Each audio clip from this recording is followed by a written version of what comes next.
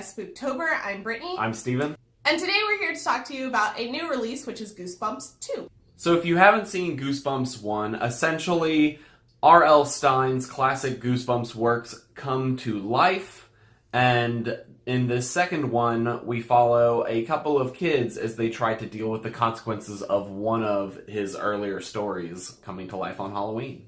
The plot of this movie runs very typically to a kid's movie, I would say. It felt very reminiscent of the 90s, to be honest, with a lot of things that it was doing. It was nothing really new or fresh, but it was very, nostalgic.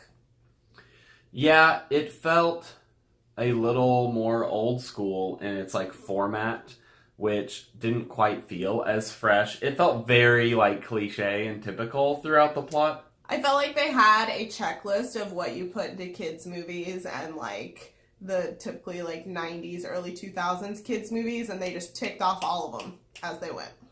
If you haven't seen our Goosebumps 1 review, we'll link it above. We reviewed it a few days ago, so you can go check that out. But I'm about to compare this one to that one. The last one was actually pretty surprising. I would agree. And I think its plot, while still predictable, had some fun twists and turns. Whereas I didn't feel that in this one. This one was pretty straightforward the entire time. Because the plot is pretty typical, I feel like so are the characters. And our first main character is Sarah, played by Madison Iseman. And I feel like she does an okay job. She does a decent job. I like her. She was in Jumanji 2, if you guys have not seen that movie, and I really liked her in that, and I was excited to see her in this too. I think she does what she can with the part, and I think she does it pretty well. I think most of the actors in this movie do well for what they're given. I feel like the mistakes or awkward parts are due more to direction or writing and not necessarily acting. Yeah, I definitely agree. I felt like a lot of her character was dealing with typical teenage girl stuff, and it just wasn't written in a special way. I can't really put that blame on her. So she does a fine job. I will say one of the writing things I really don't like about her character is that there's a completely unnecessary romance in there that has nothing to do with the plot, and the movie would have been better without it, personally. We also have Sarah's brother, Sonny, played by Jeremy Ray Taylor, who is also a recognizable face from It Part 1. He plays Ben, and I liked him again in this. It's the same issues as with Sarah's character. I just feel like there were some awkward moments where I'm like, that scene, that take, should have been put on the cutting room floor, and a different take should have been used. What? Yeah, I would definitely say there are some scenes that feel like Disney Channel original quality acting going on. Which I have more to say about that later. And not quite, big theater release film level acting and scenes. And I do think a lot of that has to do with the production and not as much the actors. Although I did feel like this performance was a lot weaker from him.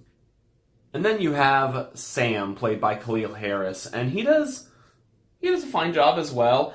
It's hard to really judge these characters because I don't feel like they really stand out very much. This is Sonny's best friend in the film. I actually think that his parts were had the least amount of awkward moments, acting-wise, than the other ones. But that might just be because he had a slightly less lines than the other two. I don't know. Yeah, I almost feel like it's just potential wasted because when you have two friends, and especially best friends, I feel like there's a lot of opportunity for funny moments and great jokes and stuff going on between the two of them, banter, and I feel like this movie tries to do that with them, but a lot of the banter is lame. And so it's hard to really enjoy them, but like I said, those are more writing issues than actual actor issues. We also have a returning villain from the first movie, which is Slappy, played by Jack Black. He voices the character, and I think he was a fine villain. I liked him a bit more in the first one. I felt like in this one, they borrowed a lot from other horror stories, which seemed to be an intentional choice. They were having shout outs to Frankenstein and things like that, but it almost took away some of the originality of the character for me. Yeah, That being said, I feel like he was still probably the most fun part of the film. Well, that's because it's Jack Black, and Jack Black is Jack Black. Which is true, and I definitely think that all the scenes with Slappy were better because Jack Black, just the way he says things, is just funny, and it's funny to watch, which was lacking in a lot of the scenes that he wasn't in. And you do have Jack Black reprising his character as R.L. Stine, and I think the only thing I can say about that is I want more Jack Black. There wasn't enough. Agreed. I think this film would have been a lot stronger to focus on him because I think overall he can carry it a lot more. And we'll talk about this a little bit more, but it just seems they made this in a lab where they're like, we have to have the kids and then the adult can help, just like the first film, instead of being willing to say, what if we made the film more like Jack Black? I think my biggest issue with this film is the tone and like writing vibe that it gives off. Like I mentioned earlier, it gives a very 90s, early 2000s vibe in a bad way, in my opinion. I feel like we've come a lot farther in the last like 20 years with writing quality and character quality and just not shitting all over nerds and people who want to go to college. And yet that's what we do this entire movie. Yeah, I said earlier, I feel like this movie was like created in a lab, and it's because it feels like a bunch of dudes sat around a table and just like recycled ideas that they know have sold well in the past. But when they're packaged all together in this movie, it just doesn't work quite like it works, but just not very well.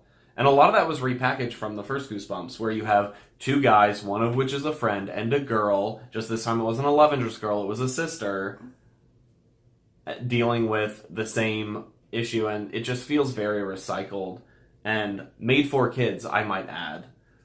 Yeah, this was definitely one of those ones, whereas I felt like the first one was made for kids, but was definitely made in mind for adults to enjoy as well. I don't feel like this one was made for adults in any way, shape, or form. I feel like it was purely made for kids, which is not necessarily a bad thing, but I think when you have the first one having that vibe from the beginning, to switch to a kid only on the second one is a bit of a strange choice. I think that there's a time and place for kid-specific movies that don't cater to adults at all. You know, that has its space, but it was a strange choice for this one. I actually felt like this film was a little bit out of touch with what it wanted to do, because while still being, you know, focused on kids and very clearly made that way, there are still a few jokes in there that a child would not understand. I guess that's true. So then I sit there and go like, well, then what are you making this for?